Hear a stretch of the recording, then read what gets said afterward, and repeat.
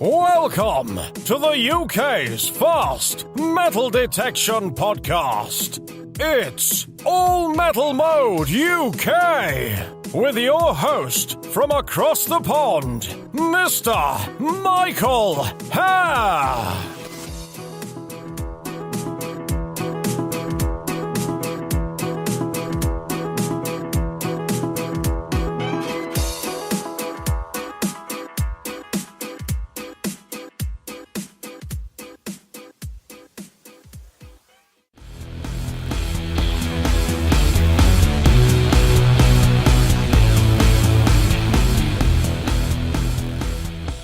Nocta Macro Detectors is the fastest growing manufacturer in the industry, and for good reason.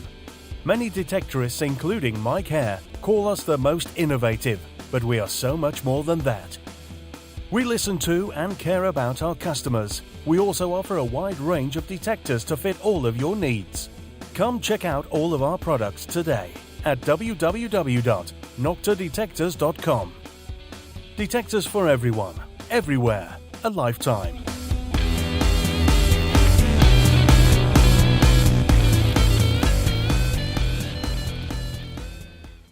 Hello everybody, this is Mike here, and you're listening to the All Metal Mode UK podcast with my very special but sore co-host, Mr. Dave Sattler. And tonight's guest, pretty exciting, Grimm Bleepers on.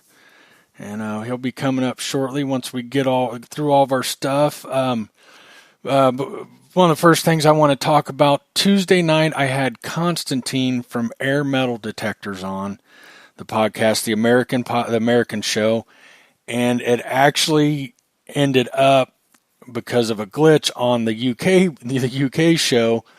I would highly recommend listening to that. I'll tell you.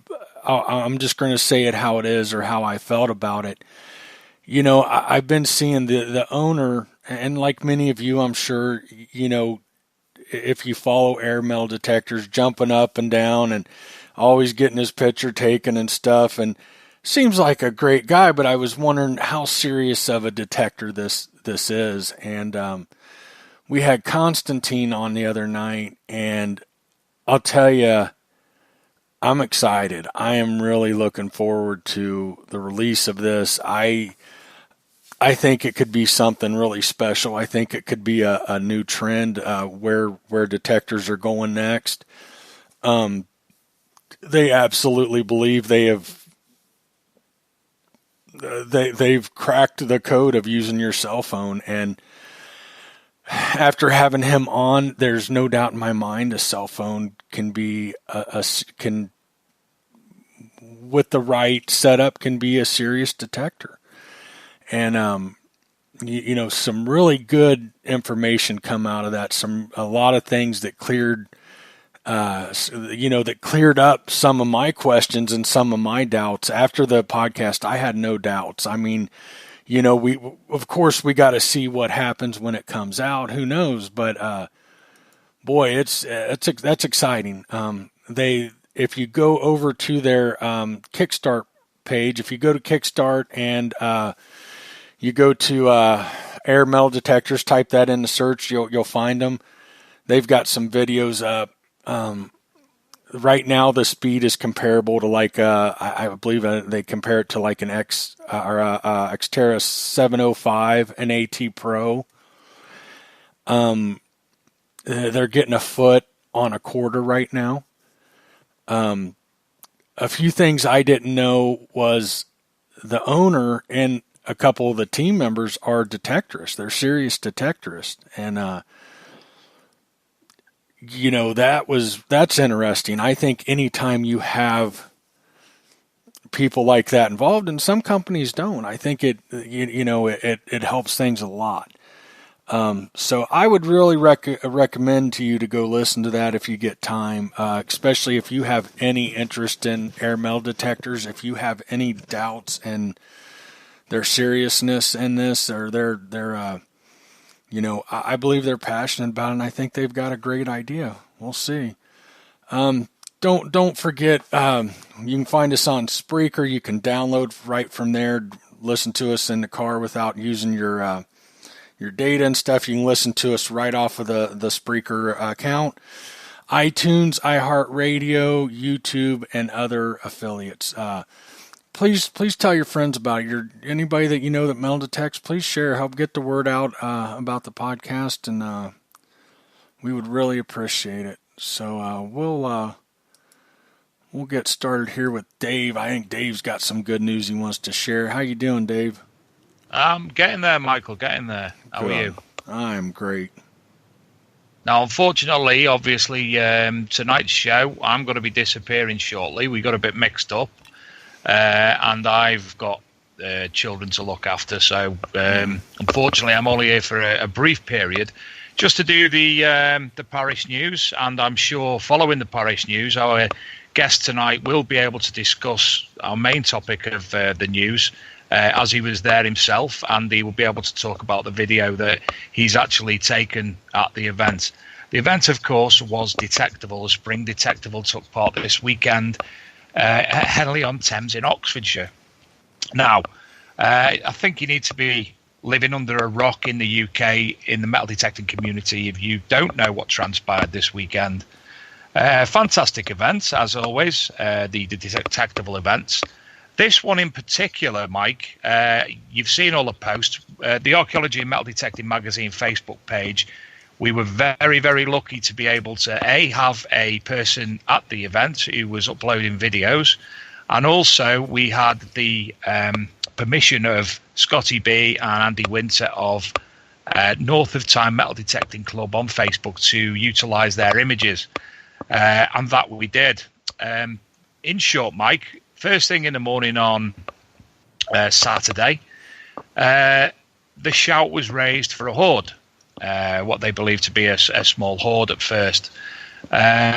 Obviously, the archaeologists, all the people involved with Indetectable, Mark Beecher, etc., Pete Terrell, when he got back to site, because he'd gone off site to pick somebody up, everyone was there straight away, cordoned off the site, and within seconds of them cordoning off the site, somebody just outside the cordon shouted that they'd got an additional coin. They expanded the cordon. As somebody else shouted, they expanded the cordon again. Obviously, a lot of people around, a lot of people finding things. And in short, Michael, they discovered 12 gold Edward III nobles, which are absolutely stunning, absolutely lovely. Edward III reigned from 1327 through to 1377. Now, I know that some of the hammered coins that were also discovered were from the same time period. Up to now, I believe there's 600 plus hammered coins that have been found as part of this hoard. Things that transpired thereafter were absolutely phenomenal.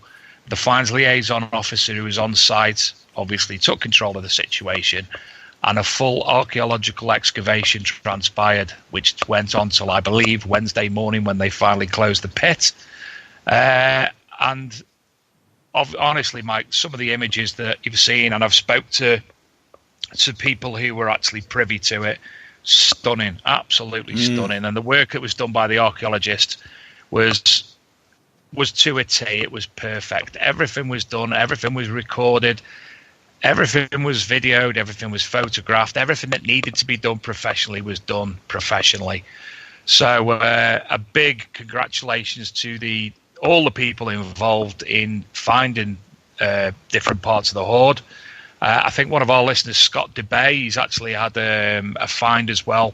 While he was standing at the cordon, he wiggled away with his detector, and he came up with a piece of treasure himself, which they believe to be a Roman jeweled part of one of the dangly things, like a lockety thing off the necklace. So everyone I've spoken to has had masses of finds themselves. But as I say, the big thing this week was from Detectable, and at Detectable was this hoard.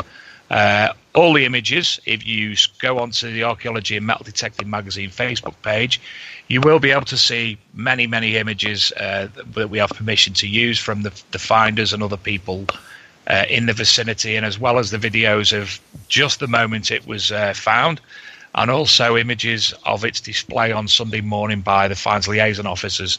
So, as I say, congratulations to all involved. Fantastic piece of British history. Absolutely.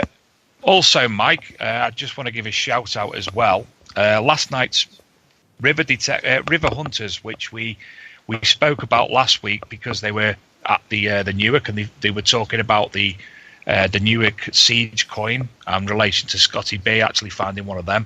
Last night, they were on the River Trent and believed to have found what they thought at first to be a Viking torque.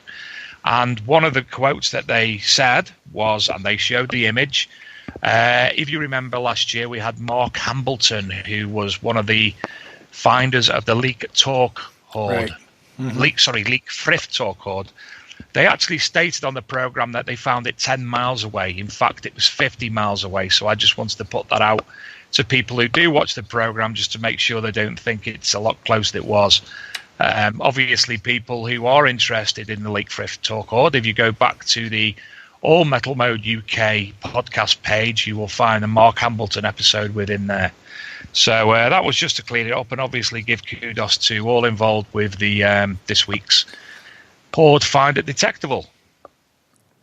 Hey, Dave, I've got a question. It's off topic, but it's something I keep meaning to ask you guys. What's going on with this new treasure law? What's that about? Oh, to be honest, Mike, I think a lot of it's still up in the air. There are changes to it, which allow for things to be kept more so. The ability to get things that are of consequence into the hands of museums and stuff is to be a lot more fluid. I can't give you the black and white of it. I'm no expert in talking about things like that. I have briefly looked at it, and I've just Googled it, and I can't see the exact one I'm looking for. So, if you ask me next week, I will brush up, and we will discuss that a little better, if that's okay. Look at me, not perfect. So, I'm curious. Do you know overall the feeling of it, or is Detectorist happy about it? Is it a change good for the Detectorist, or do we just not know yet? I think it's a bit of hit and miss, to be honest, Mike. Obviously, there are a lot of people who are a bit grumpy about it. A lot of people who are all for it. There's a lot of minor arguing on social media with archaeologists and metal detectorists and such like. It's I think until it's all finalised and it's all in black and white and the everybody knows exactly what's going on, I think it's too early to discuss otherwise in that sense. Okay. I gotcha. Hey, something else.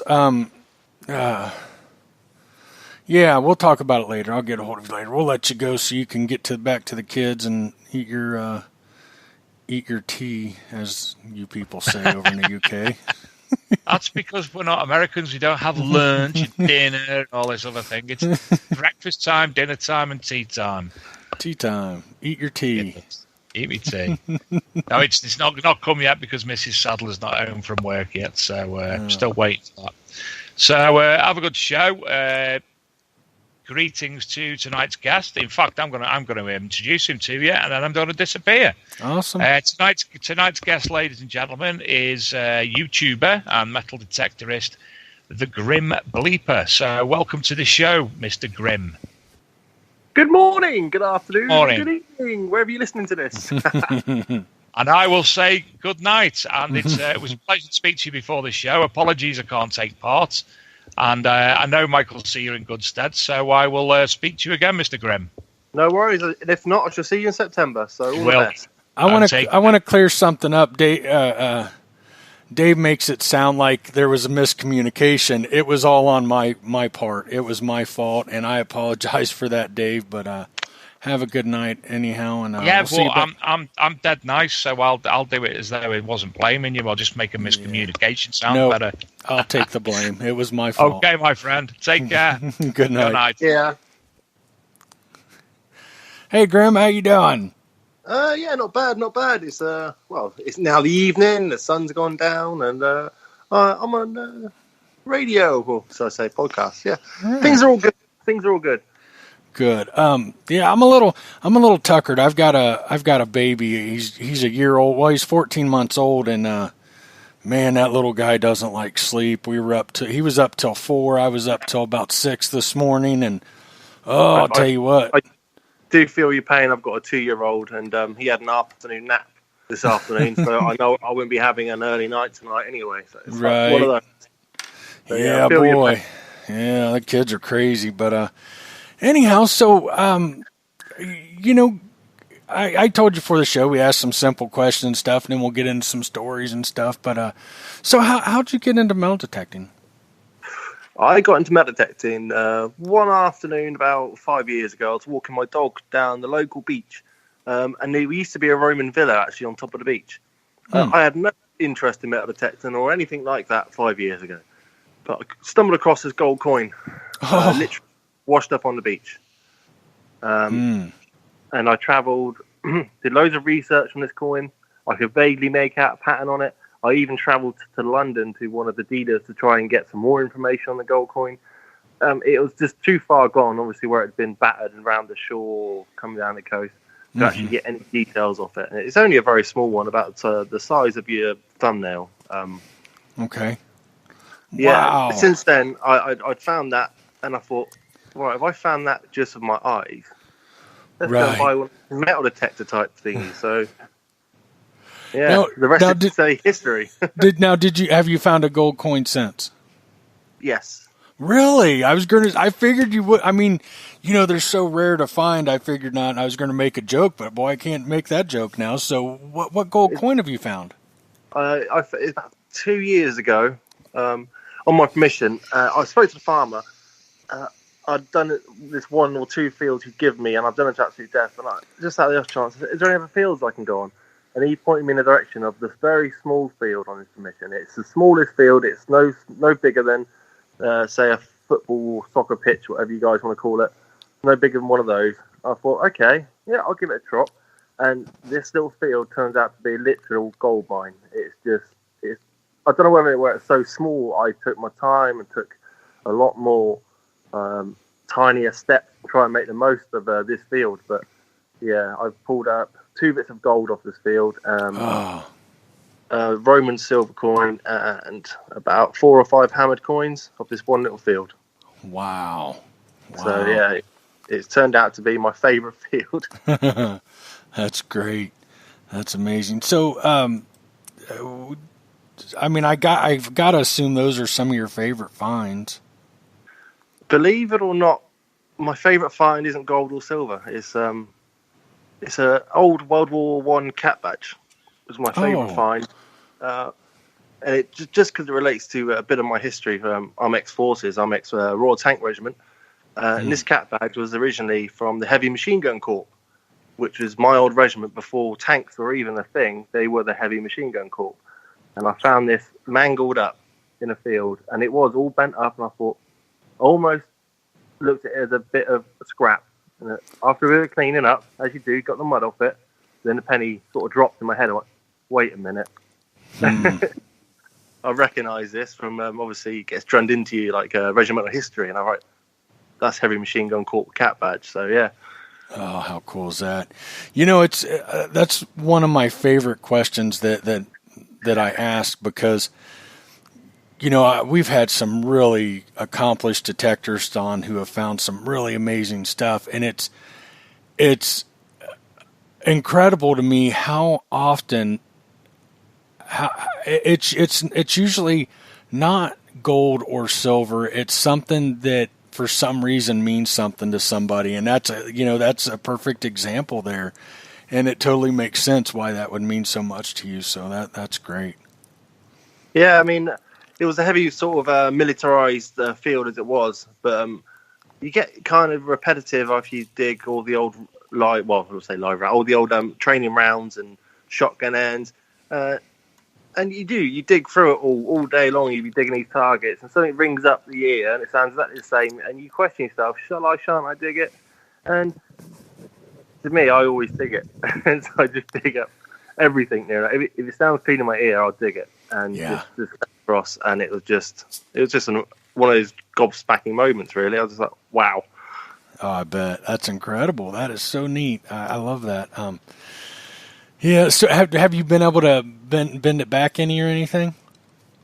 Have I been what? Sorry. Have you been able to bend it back at all or anything? I have tried bending a little bit back, and it started snapping. So hence, it's still a bent up ball in my case. That's but cool. I know exactly what it is. But even applying the heat with obviously the age of metals, it is just they get brittle. And talking about brittle metals, I remember my very first hammered coin, handing it over to my fines liaison officer. I took it out of the package, and as I took it out, it went snap in half. I was, oh no, it's my first ever hammered coin, and I gave it to the flow, and it was just like, oh no, it's just one of those. Oh, I bet that hurt. Yeah, but that hurt a little bit. That's still great. got it, but it's just gone so brittle now. It's just, I think it's in about 3 pieces, but it's still in my case. I'm still keeping it. Right. What detector did you start off with? I started off with a cheap one from Maplin's, which is I think you guys like have in America called like Best Buy or something. It's like a cheap electronical store. And I bought it for like £20 or £30, and I just thought, yeah, that'll do. You know, I don't want to buy anything too expensive. And then I had so much fun with that. Then I went and bought a what's it called? A MindLab Go Find 40, I think it was. After that, okay, those cheap little plastic ones. But I wasn't really clued up, and it was in my price range, so I went and bought it. That lasted for about 6 months, and then I went, wait a minute, I need something a bit more substantial. And I went and got a Macro Racer 2. Nice. Oh, okay. So that was a big step up. So I'm real familiar with Nocta Macro. I'm not familiar with the Racer. I haven't had one. What do you think about it, and how does it compare to like the multi-cruiser? And I know now we talked, and you've got the Amphibio. How does it compare to those?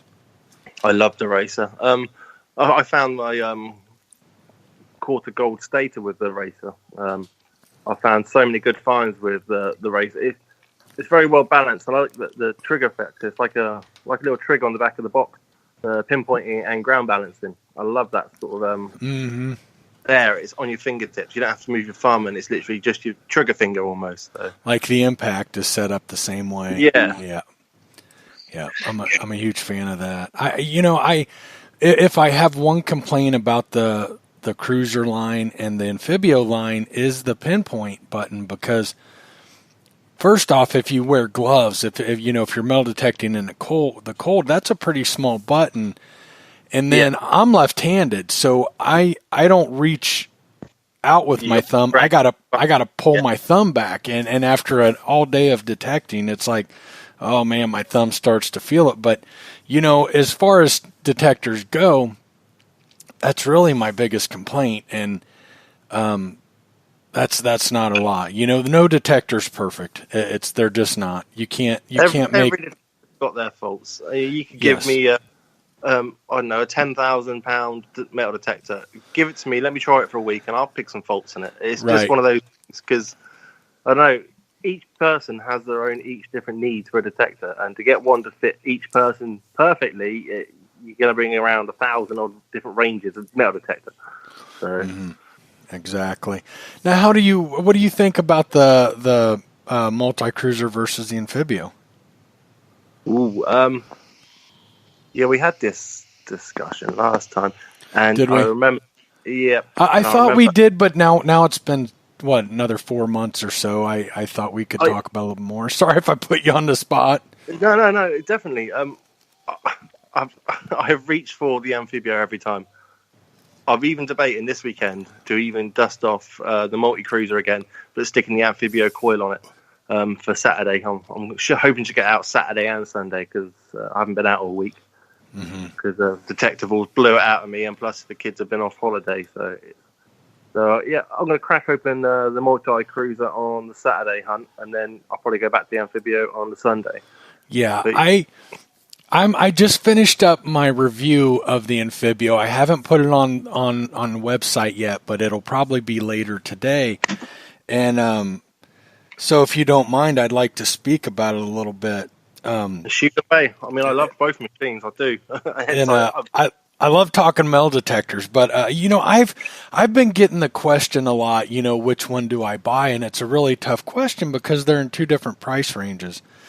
I think they're both just killer detectors, but what I like the Amphibio, what I like about it, first off, I don't know if you use the 3-tone program a lot. I do. I find myself using it more than the other programs, although I do use them for different situations. But for me, or at least between my two detectors, I'm getting a better 3-tone. And what I mean is, excuse me, I'm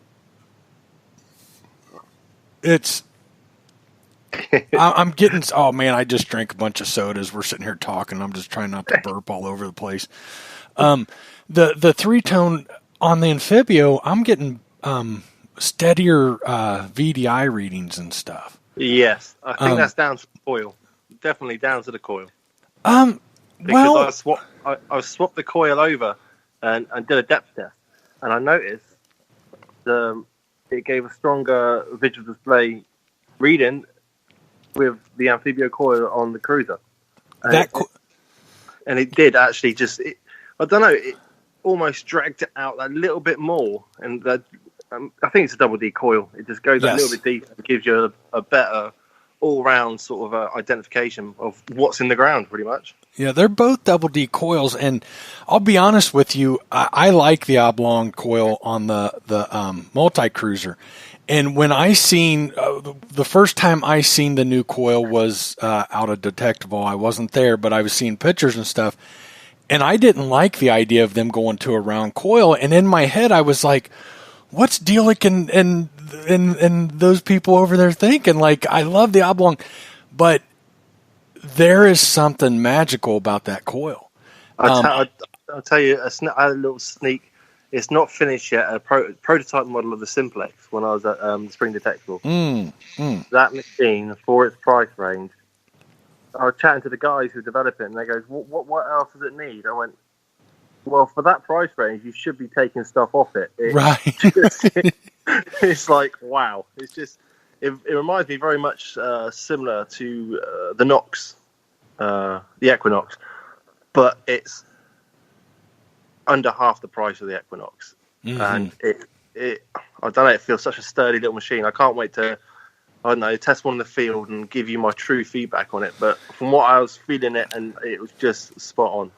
Yeah, I've been detecting a long time, and what I've been saying about it is, obviously I haven't had one in my hands or anything, but what I've read, what I've seen, my thing is, I've been detecting so long, I couldn't tell you ever being excited about an entry-level detector. And this one has me excited. I every day I'm like, I hope I hear today that this thing's being released. It's ready to go, because I am really excited. It's incredible what they've put into that price point. And I think, I tell people, if that thing works half as good as it looks, and I hear that it will, that's going to take over the entry-level market for sure. It's definitely set up to do so.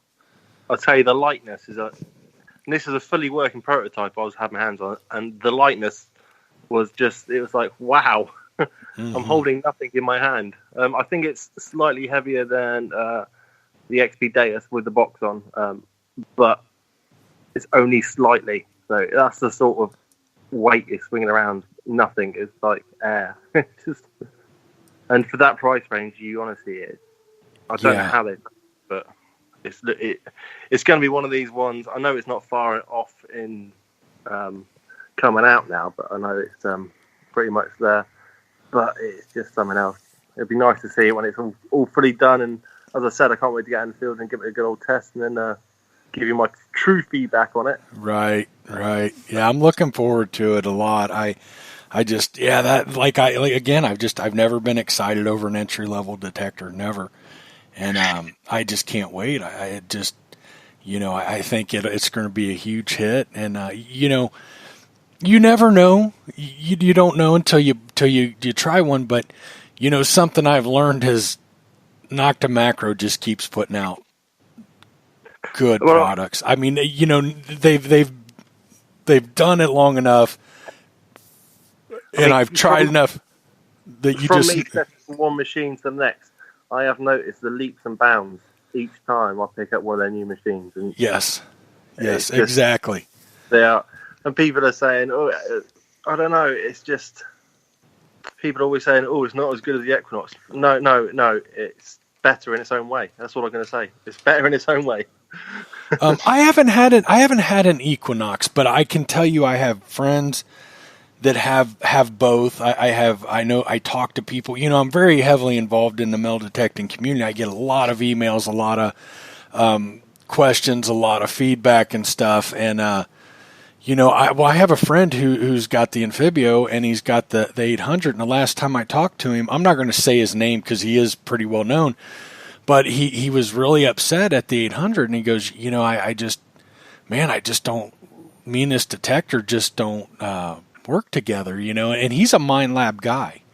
Yeah. But he loves his 800 and stuff. I mean, he's really getting along good with it. And I think the biggest thing is, Nocta Macro is still pretty young on the scene, and it takes time. But even in a year, I have seen them grow leaps and bounds here in the United States. I've seen a lot more talk about them, a lot more people talking about how good they are. People that have used or are still using some of the other big names.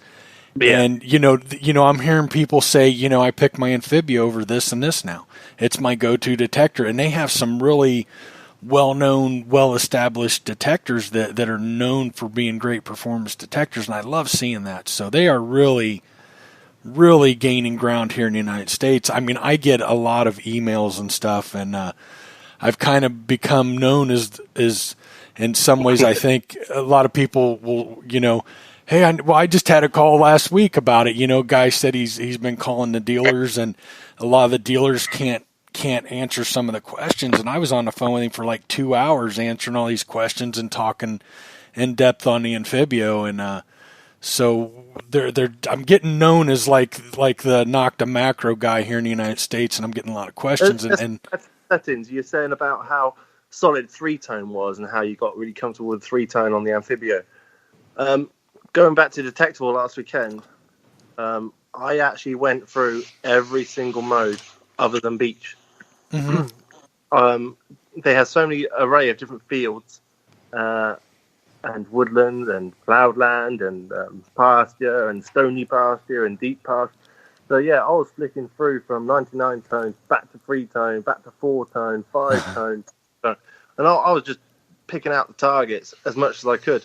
But I understand people usually get a machine, because I was like this when I first got a machine. Factory settings, don't touch anything, because in case I might break it or I wouldn't be able to get it back to where I had it. And that's it. And some people just leave it in them settings and don't fully explore the machine for what it's actually capable of doing. I mean, 99. Yes, I agree. I forced myself to use the different programs, and I got to say, I like them all. Other than 2-tone, I haven't found a situation where I feel like the 2-tone, that is a hot program.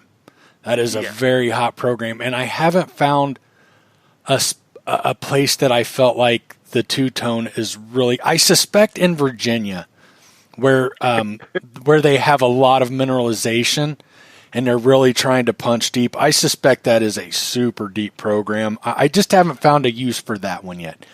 I'm sure there is.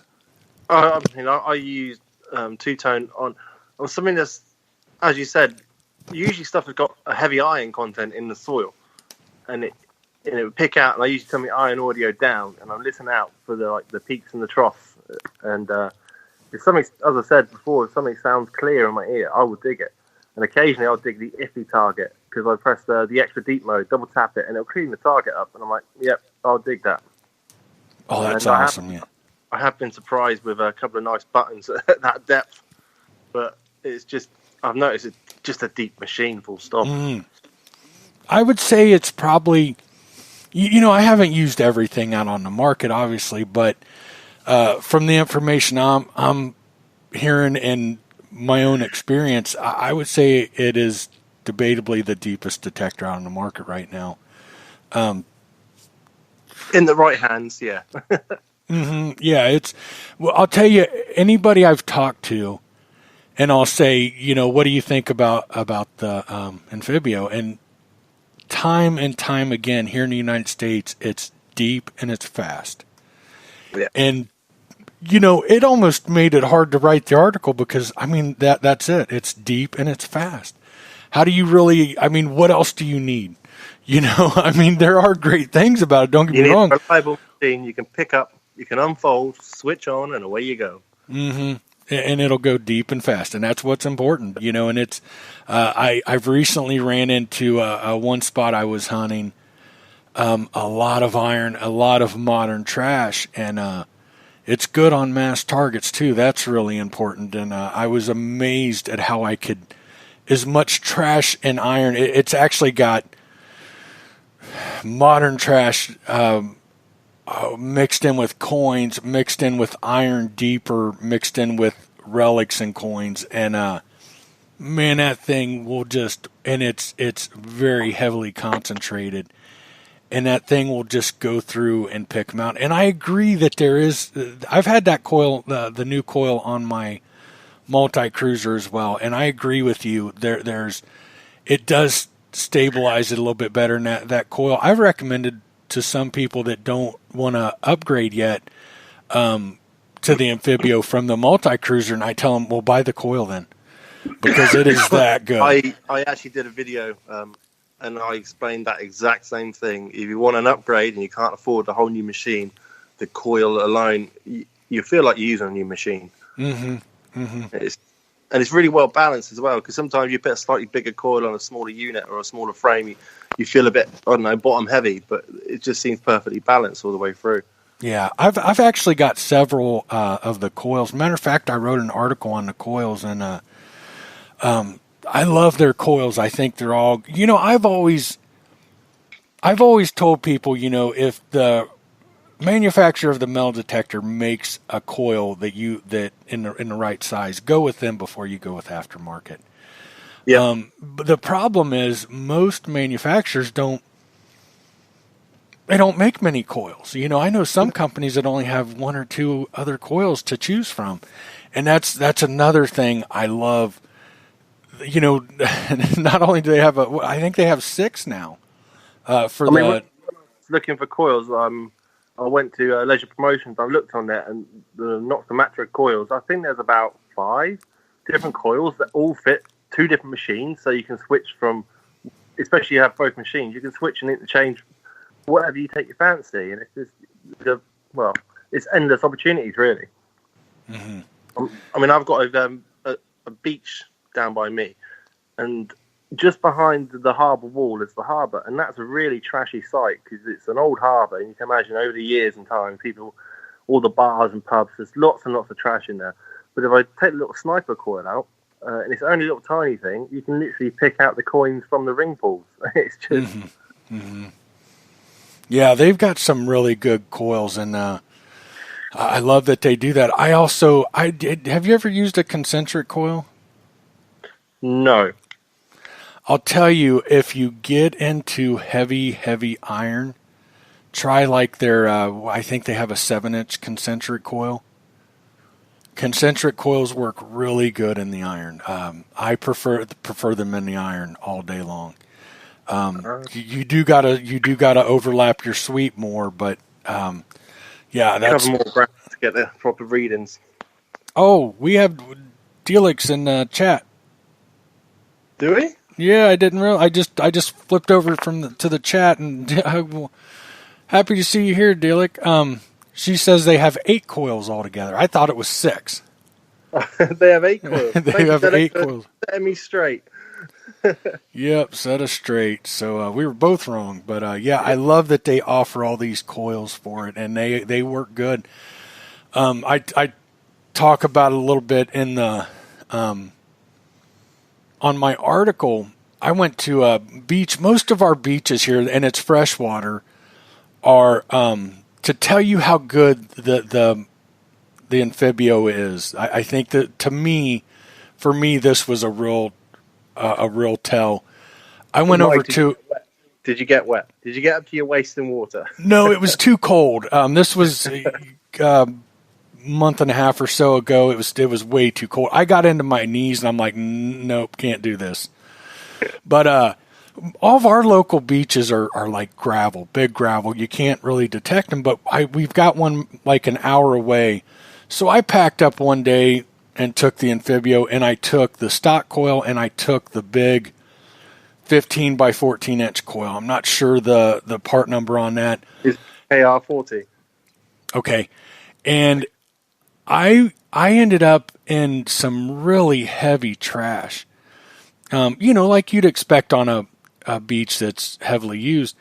And with that great big coil, I was able to work through that and still pull coins and stuff out. I didn't find any gold, unfortunately, Mike, but I didn't. Yeah. It's funny you said that. I actually used the KR40 coil, the big old coil. Mm-hmm. I think it was like my third time out with it on the multi-cruiser. And I had a field right next to a busy road. And there's lots of can slaw, like chopped up cans and stuff. But I went over this anyway because it's an old Roman road that used to run through it. And I pulled up a gold Georgian ring through the can stall with this big KR40 coil. I've actually got a video of me doing it as well. Yeah, that coil is awesome. I mean, and it speaks volumes about the detector because I was able to work in heavy trash with it, and I would have never expected that with that size of coil, but I was getting really good separation. I was, right in the towel line where everybody lays their towels. I mean, it was littered with just shredded aluminum, pop tabs, bottle caps, and all that, and I could just work right in there and do it. It was amazing. She's talking about the new pinpointer, the Pulse Dive. Have you seen that? Oh, I got to play with one of those at the Spring Detector. Oh, the two guys from Nocta Macro are showing me with its the depth on it, and it's actually quite impressive just as a pinpointer rather than just a because obviously we're out in the field, there was no water, so they've got the two different heads. You've obviously got the scuba part of it, which clicks onto it, and it's literally like plugging in a plug. It's a click, and it plugs in, and you've got the scuba, so obviously the water detecting. But in the land, it makes a great pinpointer. I can't remember who it.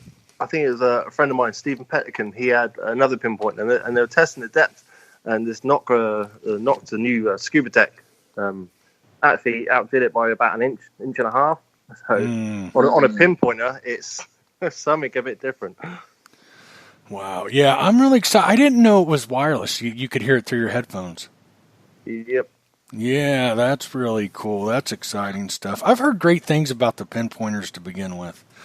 Yeah. I think they're definitely heading in the right direction. I mean, I'll be surprised what comes out next from Nocta Macro.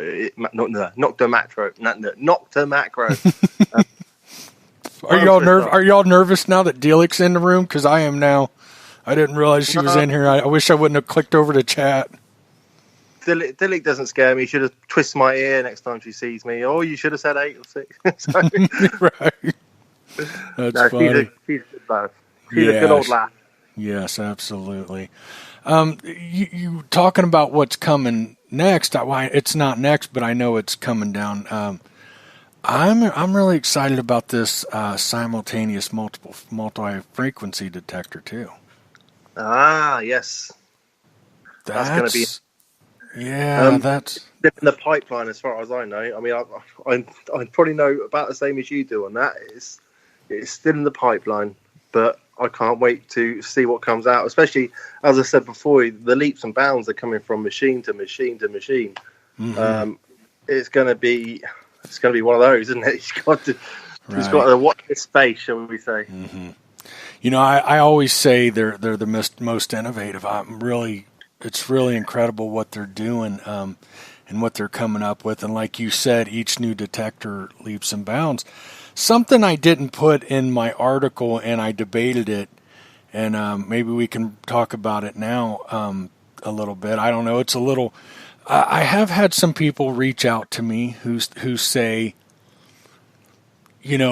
why are they coming out with these detectors so quick? I just bought a multi-cruiser, and now the Amphibio's coming out and stuff. And some people are almost aggravated. And here's my thought on this. At least here in the United States, we often wait years for a manufacturer to come out with a new metal detector, and sometimes it's nothing's even been done but a change to the name.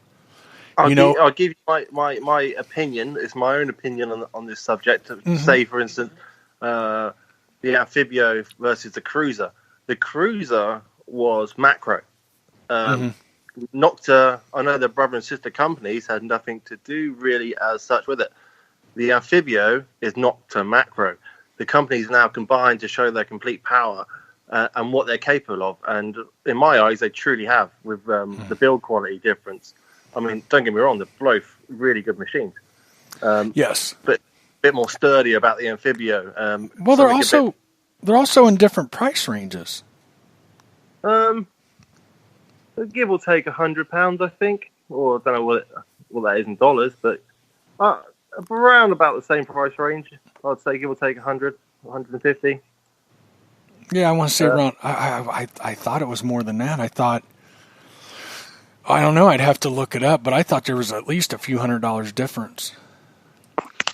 I'd have to look it up. But it also depends which model you want. If you want to go for the multi or just the bulk standard. Yes, there is difference in but I want to say if you look at multi versus multi, I think it's a few $100s. I mean, when you use the same comparable, I could be wrong. I'd have to look it up, but there are some major differences between them, and there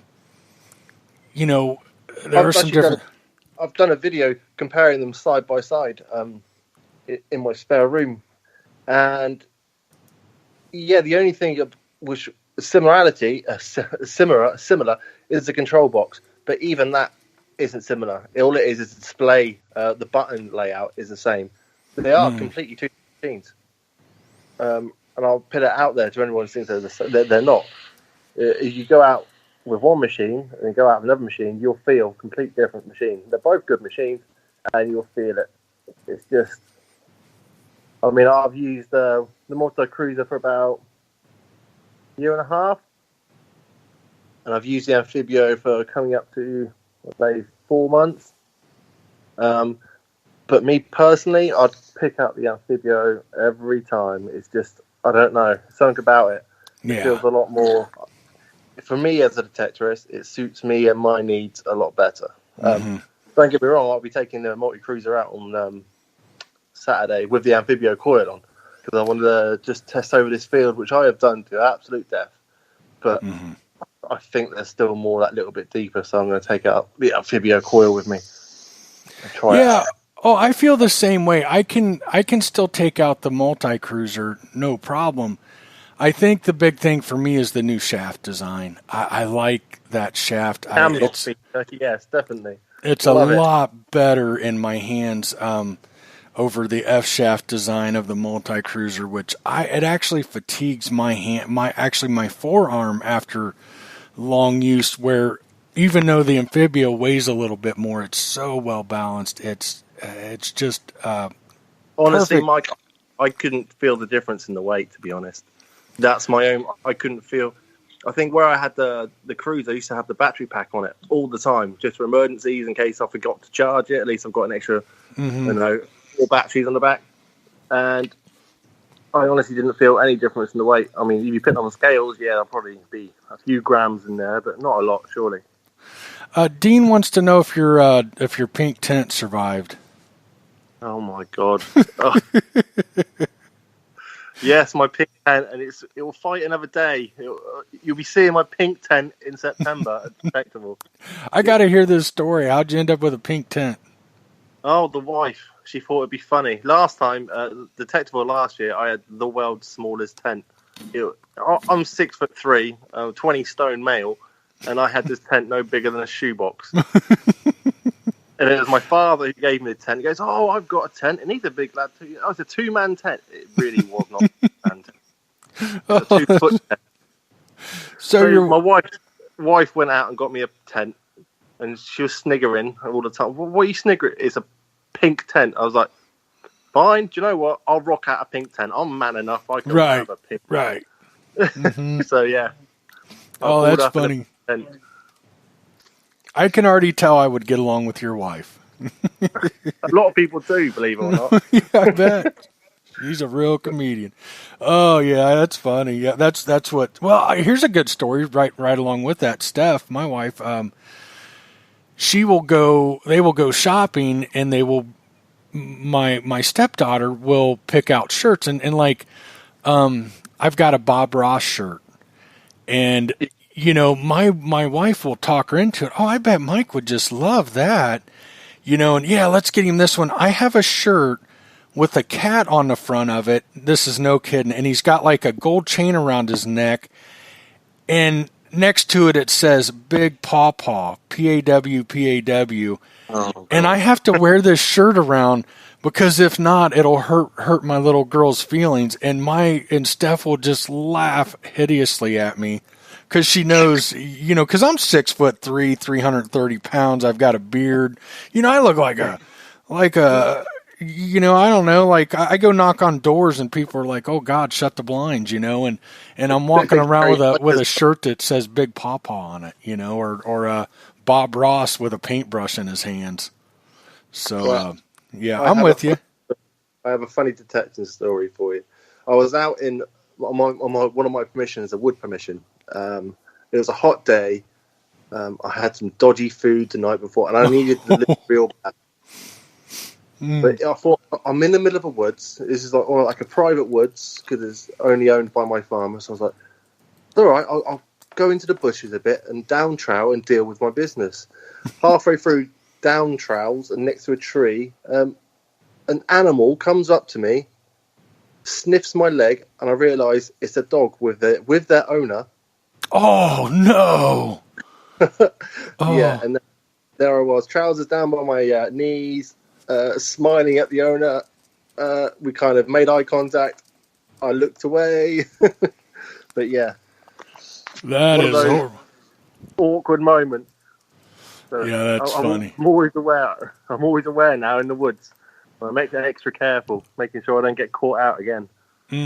I've got the same story. I was out. Actually, I was hunting years ago. I was a kid, and I had to do my business and drop my pants and doing it, and somebody come walking right up to me, and I'm like, oh man, like that. There's no worse feeling than that. There's just no worse feeling. No. But should we talk about the tactical in this horde? Yes, talk about it. I'd love to hear about it. I first heard about it. I was literally the other side of the permissions where we were allowed, and it was a good 2-mile walk to where the horde was found. Oh, wow. And I was, it was like the other side of the valley, so I had to go up a massive hill to go down a massive hill to get there. Well, I first heard about it, and you get these stories in Detectable, a horde's been found. It's like whispering. It's like, oh, and you take it a pinch of salt. But as one of them, the searcher guys of some searcher magazine that said, no, genuine, a gold and silver hoard has been found. So I packed up my stuff from one field. I thought, I've got to go check this out. And I was coming down the hill on the other side after walking up this mountain of a hill. And I could see these load of red jumpers all cordoned off. I thought, this is going to be a horde. This is a horde. Right. So I got myself down there. I was like, oh, let's try and get in and have a look. But as your friend was saying, they did it all properly. It was all cordoned off. I wasn't allowed in there to have a look. But I did manage to get some footage of the horde coming up. I managed to give my phone to a good friend of mine behind the rope. Shall remain nameless because I don't want to get people in trouble. But I got some good footage. And then they started bringing in a digger, and the digger started obviously unearthing bit by bit by bit. I first heard there was 2 gold coins, and I thought, okay, 2 gold coins, that's nice, a few silvers. And I stood around for a bit longer, and I was watching these gold coins pop out of the ground. I was like, no way. You could just hear the roars of people like, another goal. And this was going on for about 2 hours. And I stood there watching it. I thought, I should be out trying to find my own treasure, but I'm just hypnotized so much by what's going on in front of me. So I stand there, watched it, and it was just amazing that the gold coins that are coming out, they were literally as if they were dropped the day before. The condition of these coins is. And it was a mixture of English, I do believe Irish and Scottish silver hammered coins. It's a complete mix. And they're all of this, obviously, the same monarch. It was just the atmosphere. It was amazing.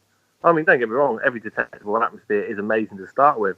But for them to hoard to tip up, right? And I do believe it was the very first sort of LP sponsored spring detectable, and it just absolutely blew it out of the water. I think it's just set the baseline for all detectables in the future to try and think, okay, we've got to try and find a hoard like this again. Just it's one of those lifetime sort of moments. You had to be absolutely. there, feel Absolutely. buzz, and because we're all surrounded by a bunch of, detectorists, enthusiastic detectorists, it was just the buzz. Even around the night, all was talking was the hoard, and it was just going through everyone's mouth. It was just amazing. And even now, if you look on any social media site, I mean, I can't stroll through my Facebook without seeing a gold coin. I'm like, oh, I was there. Right. It could have been me. Yeah, right. Oh, yeah. It's funny to me, like, I don't know if you noticed it, Dave was almost talking to me about it when he was announcing it at the beginning of the show. Like, sometimes I feel like he thinks I live under a rock and I don't get information and stuff, or we're so different. But yeah, I mean, I've seen, there's videos out on it, pictures and everything else. I mean, yeah, so, wow, what an incredible thing. I wonder if they'll hold Detective All again there another time. I mean, obviously it would be worth going back. It would be worth going back. I mean, give it a couple of years, give all the fields a nice plough, and it'll be like fresh land again. I mean, as I know from my own permission, a field I've done to death, the farmer goes over it, ploughs it deep again. Right. And I'm popping out hammered coins as if they're on top of the surface. It's just, yeah. It all depends on the condition of the ground and the timing. It's just, you got to walk over it to find it.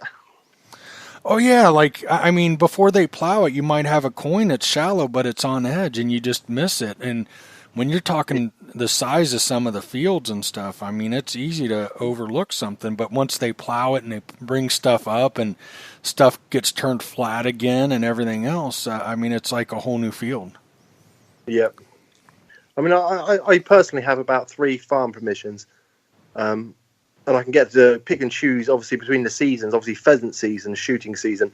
I'm not allowed on one specific farm because the shooting's going on and all the game are around. Then I have another 2 permissions to choose from. One of them is purely pasture field. But even the fields I've done there, I can go back over again and still, obviously, with the different machines. Like I went there first of all with the Racer 2, and now I'm going back there with the Amphibio, and it's going deeper. I'm thinking I'm digging these deeper holes, but I'm still getting these nice silver coins. It's just like... So yeah, it's here in the United States. I do a lot of field hunting, farm fields and where old houses were. Of course, we don't have the history like you guys, but there's fields I've hunted for years that just where a house sit, and I'm just hunting that general vicinity, and they'll plow it and even driving their tractors over it and stuff. It's constantly changing, and they're constantly giving up more stuff. So. It's a lot of fun.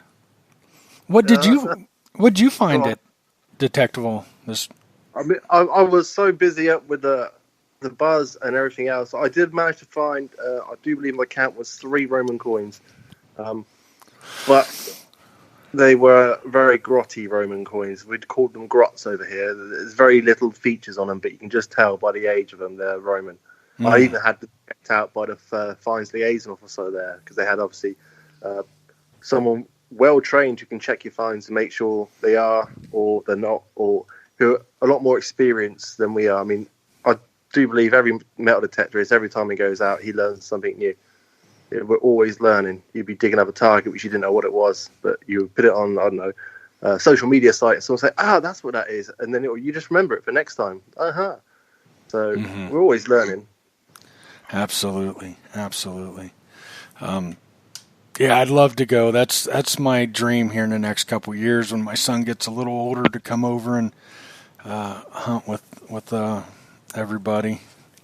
I've met so many people through the podcast. It's like a family. You know? Trust me, you thoroughly enjoy yourself, and if you go once, you'll be hooked. You want to come back again. And Yeah, again. I'm sure. Yeah, absolutely. So, what about so you started off on the beaches. Do you still hunt beaches much? No, not really. I am not a beach fan. I mean, don't get me wrong. There are people out there that find good stuff on the beach, and they're very successful at finding the good stuff on the beach. But I don't see there's a lot of age, or a lot of common age, or a lot of old stuff on the beach. I prefer to go inland and try and find, I don't know, the old Celtics, the old Romans, the old Saxons. With the history we have in England is, I mean, you don't know what your house could be built on something, I don't know, 1,000 years ago. It could have been I don't know, a castle or something. You just don't know these things. Yeah. Even try your back garden. You never know what's beneath your feet. Right. It's you know, for an American, I just imagine there's stuff everywhere, you know, and I'm sure there's not, but as an American, I just imagine you walk along and metal detect the brand new house that went up, and there was probably something under it, you know. I mean, I don't know. That's how I imagine everything. Don't be wrong, we dig our fair share of junk here as well, because obviously with the amount of people, there's also the amount of junk that goes along with it. But yeah, we have our history here. I do feel sorry for the Americans in a way, because you lack in that little bit of history. Right, for sure. But you do get some nice silver coinage over there, and I've noticed the American coins seem to be quite big and chunky as well. Yeah, we do. I mean, we have our own thing. I mean, the Revolutionary War, the French and Indian War, Civil War, obviously, the War of 1812. There's some good stuff here. I know it's not like what you guys have, but there are things, and I know people that have found some really valuable stuff. I honestly don't know anybody who sells their finds here. I mean, it's not like, I think a lot of archaeologists here think we're all trying to make money and stuff, but anybody that I know and talk to, we're into it for the history, and hand on my heart, I have only ever sold one of my finds. Every other find which I have found, I've kept. And the only reason I sold that find is because I had to. There was no other way out of the hole I was in. It was just one of those. But everything else I've kept. Even down to the copper coins of nothingness with no face on it, I'll still keep it. Yeah. That's funny you say that, because in all my years, I have only ever sold one find. And really, I sold it because it was valuable and it meant nothing to me. And that's all. And like, I have relics that probably aren't worth $10 that you couldn't offer me any amount of money for. I found that. That's mine. That's my piece of history that I found. But this was a coin. It just to me, I'm more of a relic hunter, and it was just another coin. It just happened to be a key date, and so I sold it. And I'll never regret it. I don't regret it now. It's I found hundreds of the same style of coin. This one just had the right date and mint mark on it. So that was easy for me. That was. I really want. I mean, my dream find, my top of the list find, would have to be. I haven't actually found a Roman one yet, but I want to find a Roman fibula. I have never found one. I found old Celtic fibulas. I haven't actually found a Roman fibula as of yet, and that is at my top of my list this year. I must find a fibula. That'll come. One of those. That'll come. You'll do it. They're pretty hard to find over there, aren't they? I mean, I know they get found. It depends on the land you're on and part of the country. Some parts of the country are so rich in Roman history, you literally dig in Roman coins to get to a hammered coin. This side of the country, believe it or not, considering we're so close to the coast and Europe, I just find them hard. and the coins we do get of Roman origin, they're just, it must be the soil. It just eats them up unless they're silver or gold. It's just the mineralization, or I don't know, the fertilizers they put on the land. Something, yeah. Anything copper or brass just gets eaten. Mm-hmm. Yeah, we have that same problem here in certain areas of the country. Luckily, I'm in pretty mild soil, but when you get over towards Virginia, there's nothing worse than seeing a grapevine get pulled up and it's just ate up. It's like, oh man, that's horrible. But in fertilizers, I know that's a big issue. So it's funny because I can pull up the same military button from World War One from one field, and it would be pristine. It'll be as if it was dropped yesterday. And then 2 fields over, I'll pull up the same button, and it'll be disintegrated and almost bits in my hand. Really, that's amazing, isn't it? That just the soil can do that. But yeah, we have the same issue, and I hate that. I've made some really great finds, and they're just ate up so bad, and you're just like, oh man, that's horrible. It's kind of breaks your heart. I know bottle diggers. Go ahead. It's the reason we like silver so much. It doesn't tarnish half as bad, or even gold. Gold. I mean, the gold coin I pulled out of the ground, I had to check myself. It wasn't because of the condition it was in. It was if it's 2,000-year-old gold coin, and it was if it was dropped yesterday without a single scratch or anything on it, and it was just, oh my god. It's just beautiful. Yeah, that is really cool. Do you know what video that's in? Do you have that on video? Yes, 2,000-year-old gold coin. It's funny, the title. Oh, well, that'll be easy to find, won't it? And I was using the Racer 2 for that one as well. Wow. Do you still have the Racer 2? I've actually lent the Racer 2 to a friend. Have you? Yeah, because I need one machine for me. I also need a backup machine. My friend at the time had no machine, so I said, borrow this. Try and get them hooked, you see, into the hobby. And then they'll have someone to go out with more permissions. Right. That's how that works. How's he liking it? How's he liking metal detecting? He likes it, yeah. He's got some nice permissions as well. I pulled up a Alexander III Scottish hammered coin off one of his lands. A few videos. Yeah. This is my very first one as well. While we're talking about that, how'd you get into making videos? What got you started in that? I used to watch a lot of videos on YouTube anyway. Okay. Obviously, to teach myself how to... It's the best way to teach yourself nowadays, is to watch videos on how to do it from people who love doing it, rather than sitting in a classroom or reading a book and forcing yourself. If it's something you enjoy, you find a video on YouTube, for instance, and go, oh, yep, I'll teach myself that way. I enjoy I used to like taking photos and a bit of cinematography. So I kind of really stepped into metal detecting. I did metal detecting about 3 years before I started even making videos.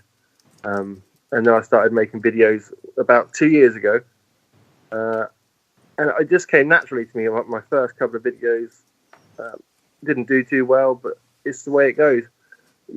I don't do it for the fame. I don't do it for the money. I don't do it to capitalize on anything.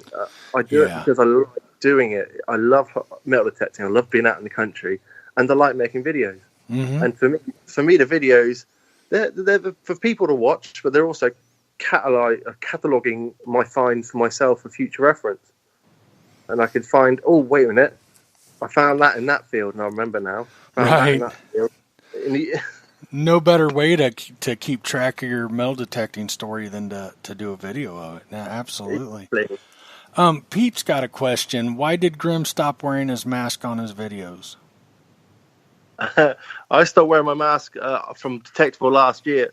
2 other big YouTubers, they had caught me on their camera, on their channels without my mask on. And for me, it felt almost like a step backwards then to keep the mask on, because people already see my face out there, addicted to bleeps and I detect. And I think it was actually going to Detector World in Holland. I think that it was that video there. I actually took the mask off and said, okay, The master's done with now. This is my ugly mug. Deal with it. Oh, that's great. That's great. I don't want to sound all weird, but I seen your picture. You're a handsome guy. Please don't take that as me flirting or anything. But Watch out, Mike. People start talking, mate. Right. I'm just saying, if I ever make it over there to England, I'm going to give you a big hug and a little pat on the rear. So just be ready for it. Well, we're about the same size, so it'd be like two grizzly bears giving each other a hug. No, yeah. I think two grizzly bears are going at it or something, fighting. Mm-hmm. Yeah, so that's what came about that. Oh, Pete's in rare form here tonight. Did Grimm subs drop when his face was shown? What a jerk! What a jerk! My subs did actually drop. Really? Yeah, my subs dropped. Oh, that's weird. But to be honest, I don't do it for. If people want to sub to my channel, they can sub to my channel. I appreciate it. I appreciate every bit of a. I appreciate every person thumbs up in. I even appreciate people putting a thumbs down. I try my hardest to comment back to everyone. But when you have a successful video and you got to comment back to 200 to 300 different people, my thumbs do ache a bit after a while. But I just try to appreciate the community for their input. They took the time to comment on my video, so I just comment back. It's I don't know. It's a thing I have to do. Mm-hmm. You say you appreciate the thumbs down. I've got some YouTube stuff, like I'm not a video type person. It's probably like, if I'm to do it, it's comical. 'Cause like, I'm just sitting here talking to you. We're talking about metal detecting. I'm in my comfort zone, put a camera on me, and all of a sudden it's comical. Like my face gets red. I start stuttering really bad. I'll try to make it. Your circumstances. If you filmed yourself under your own circumstances rather than someone else to have a camera in your face, you're kind of a bit in control of what you can. I don't know. Oh, even when I do it myself, it's horrible. Like, I tried to do a video here recently, and I couldn't do it. I had to walk away after like 2 hours of trying, and then at one point I thought I had it, and I'm like, okay, that's okay, that'll work. And I go and look at it, and I didn't hit record on the camera, and I'm just like, I'm done. I'm just done. I don't know. I struggle with it. But what I would say, what I was trying to get at is, I hate the thumbs down. And I don't even know if I got them. But what I'm talking about, guys like you, people like you, who go out and do this, and for people to sit and just judge you. And you got to wonder, have you even ever tried to make a video and yet your thumbs down in this? Like, I don't know. I think it's a pretty petty person who will take the time to do that. And I don't like that. I think it's a lot of jealousy. I think it's a lot of, I would appreciate, with a thumbs down, a comment to say why. I mean, that was a step in the right direction. But in my eyes, they're watching my video, whether they thumbs down or thumbs up. They're watching my video, whether they like it or not like it. If they don't like it, please just leave a comment and let me know why I don't like it. And I'll try and get back to you. I mean, I've had some of my subscribers, is that how you say it, subscribers? Some of my subscribers give me positive criticism in the comments, and I've took it on board. Yeah, that's great. I mean, if they're going to take the time to say, hey, I'd like to see this or do this, or that's one thing, but just to scroll down and thumbs down and I think that's really petty, and I think that's a lot of that comes from jealousy, and I think that's sad in our hobby. I did a video like a year ago, and it was explaining some of the different settings and stuff, and just recently, like last week, some guy just like tore me apart on it, thumbs downed it, and I'm just like, I said something along the lines, I appreciate you taking time from your busy schedule to trash my ability to, I mean, like, I was being a jerk, but I did it in a really sarcastic way. Like, I've also done comments like that to people that have left not so nice comments. I try and kill it with kindness, if you know what I mean. Right. It's the way to do it. I mean, I had some guy that took the mick out of me the way I spelled plowed. I spelled it the American way instead of the English way. And I just went back to him, I'm dyslexic. I'm sorry, my spelling do not reach your standards. Right. I shall try harder in future. It's just one of those. You're right. Yeah. I mean, how petty to point out that they didn't like how you spelled plowed. That's sad and tragic. The reason I bring that up, I do know some pretty big YouTubers that I've talked to, on a regular basis. And, I have a friend that she does a lot of videos, and she just loves doing them. I mean, I don't want to tell her story or anything, but she's got a really neat story, and she'll get so down about some of the comments she'll receive and the thumbs down. And I'm like, oh my goodness, you can't worry about that. There's people out there like that. They're jealous, and they have nothing better to do. Just laugh it off and move on, But it's sad because these people, without a care in the world, to just take a moment to kind of trash you, just do it and move on like nothing. And, you got to wonder, have you ever tried to do a video? Have you ever taken the time? Do you know what it's like and how stressful and nervous it can make some people and stuff, and they still do it for your pleasure? I've been out sometimes and I've made a video, and I'm my biggest critic. I've even edited it, and I even put it on YouTube, and I've kept it private, and I watch it back one more time and thinking, nah, I'll just delete that. I wouldn't want to watch it, so I'm not going to put it out there. The videos that are on my YouTube are something that I would actually like to watch myself. So it's just one of those. If people thumbs down it's a free world. They can do what they like.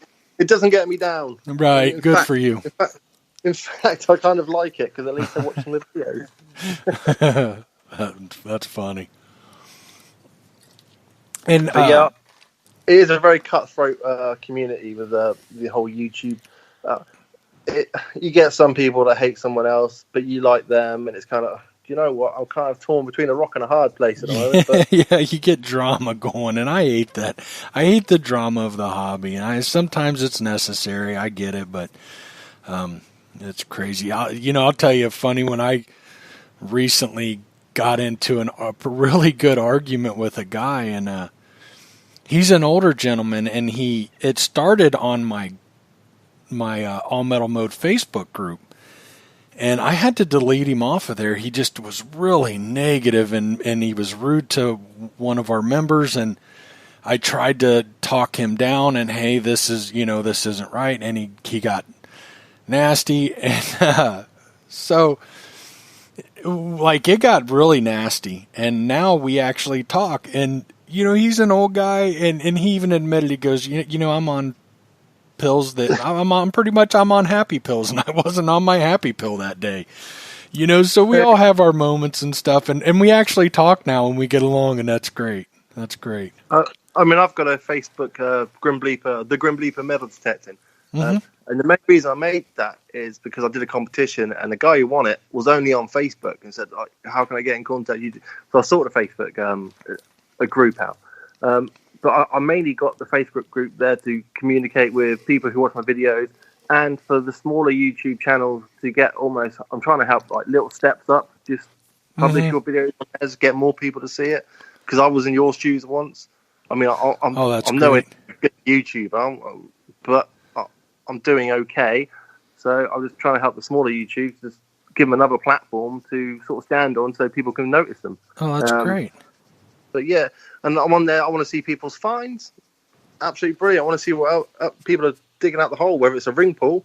We all have days like that. So whether they find, I don't know, a Roman gold brooch, it's amazing. I just love the hobby.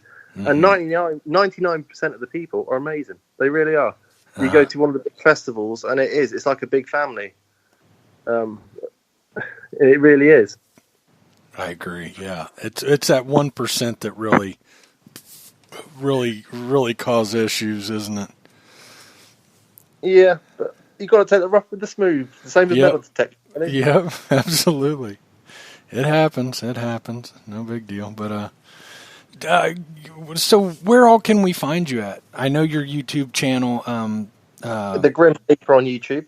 Yes. If you want to subscribe, feel free. It's free. You can find me. I do have a Twitter page, but I don't really use my Twitter as much as my Facebook anymore. Okay. I've sort of transferred from Twitter, but I still occasionally go on there and check and see how people are doing. but it's mainly on the Grimm Bleeper metal detecting group in Facebook or YouTube. But yeah, that's pretty much the platforms you can catch me on. And I do read every single comment. If you leave a comment on my video, I usually read it, then I'll get back to you. So nice. Yeah, a lot of people don't do that. And I think they just don't have the time or don't make the time. I understand. But yeah, that's really cool. It is very time consuming, as I said. We're getting 300 comments. Those people have written one comment, and I've got to go through 300 just to I don't know, appreciate the effort they put in. It just shows them I'm putting the effort in too. You know, I appreciate it. I just subscribed. I would recommend other people subscribe. I didn't realize I hadn't subscribed, but I did watch some of your videos this morning. But at the same, I've watched some YouTubers, and I've watched them for years, and I've gone, well, I'm not even subscribed to them. How rude of me! I'm just like, right. Yeah, I completely feel where you're coming from there. But I did subscribe though, so I got that. But Grimm, what else you got? Is there anything else you want to talk about before we go, or? Just like to say massive thank you to the guys at LP that they treated me like family from the start, from when I was almost a nobody. But yeah, the guys at Leisure Promotion, absolute cracking. I'll tell you what, their customer service is something. It really is. They go above and beyond. I've bought stuff from them for many years now, and seriously, just thank you to those guys there. Big Ash and Big Pete. Pete must really like you because he treats you like family. He's only giving you a hard time tonight on the show. I would take that as a compliment. That's how my family works. He is a good lad, Pete. I haven't got a bad word to say about him. Good deal. Apart from he wants me to shave my beard off, but it's not happening. Oh, that's not right. Why does he want that to happen? Come on, Pete. I think it's because it's going grey on one side. He's like, oh, shave the beard. No, I'm keeping it. If it annoys you, Pete, I'm keeping it. Right. Just grow it longer. Yep. Grow it longer. Well, Grimm, it has been wonderful having you on. Enjoyed it last time. Enjoyed it this time. Keep us updated, and we'll get you back on again. We'd love to. Oh, can I just do another couple of quick shout-outs to the small Absolutely. We're in no rush.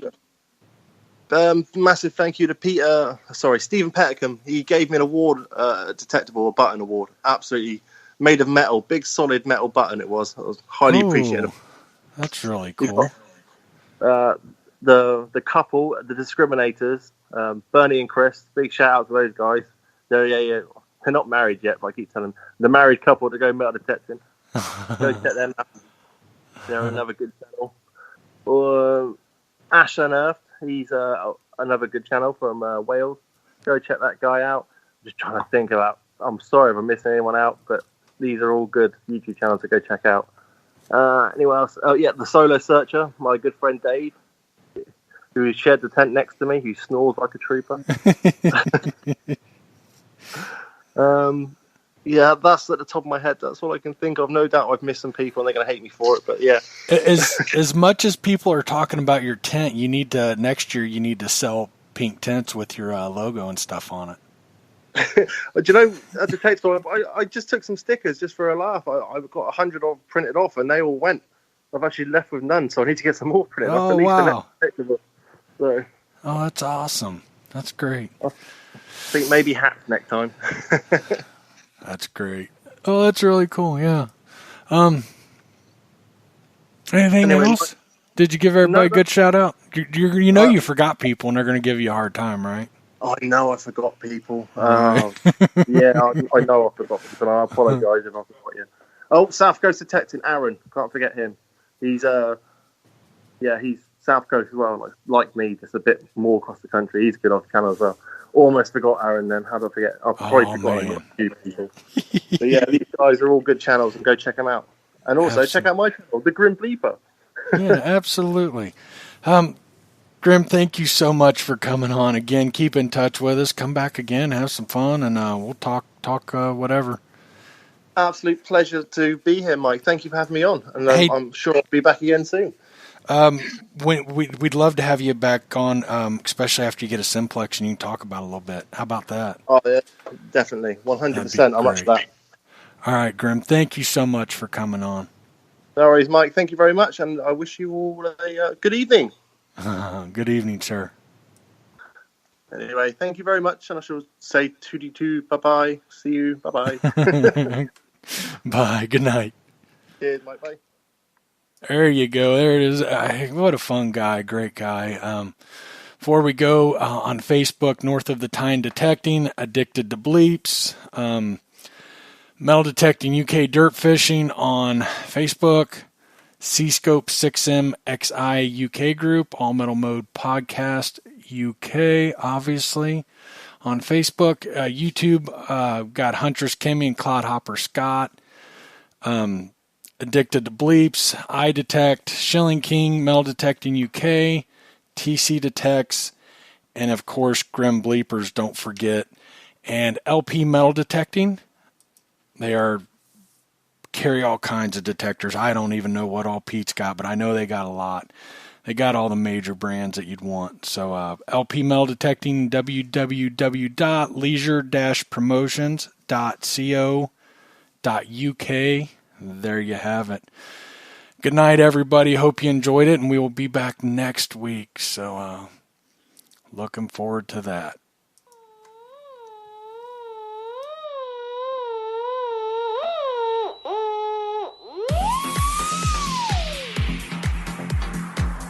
The Archaeology and Metal Detecting magazine acts as a hub for information, offering articles from archaeologists, detectorists and other specialists throughout the genre, featuring many links, event info and news articles associated to archaeology and metal detecting. We also offer professional review services and promotion for books, resources, videos, documentaries, gadgets, equipment and much, much more. The magazine is run by the archaeological and metal detecting community for the archaeological and metal detecting community. So come visit us at archmdmag.com, that's archmdmag.com, and check out information from our media section with all the latest content, news from the Archaeology channel, podcasts and the YouTube channels that feature the now legendary Digger Dawn, the Man with the Hat and Archeo Duck, just to name a few. If you would like to offer an article, link or inquire about other services, then pay us a visit at archmdmag.com and drop us a line.